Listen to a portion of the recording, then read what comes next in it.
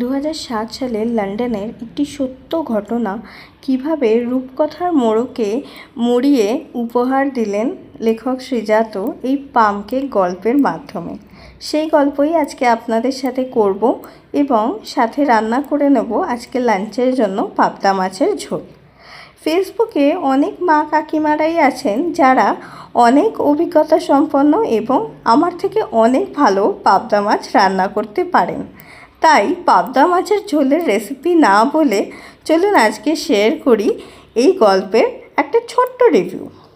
লেখক এখানে আমাদের নিয়ে গেছেন একটা নাম না জানা পাহাড়ি সুন্দর গ্রামে, যার কল্পনায় নাম হয়ে উঠেছে খুশবুগঞ্জ। এই গল্পের প্রধান চরিত্র জেনিফার রোজ দুবেলা স্টেশনে আসেন এবং কাউকে সি অফ করেন না বা কোনো ট্রেনে চড়েন না, শুধু বসে থাকেন। এবং তার সাথে আছে সদ্য বদলি হয়ে আসা স্টেশন মাস্টার আশফাক, যা জেনিফারের এই প্রতিনিয়ত অদ্ভুত ঘটে চলা ঘটনায় ভীষণ কৌতূহলী হয়ে পড়েন।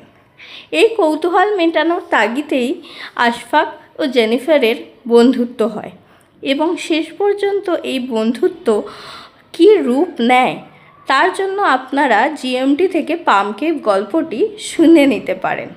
আমার তো ভালো লেগেছে এবং মনটাও খুব ভালো হয়ে গেছে।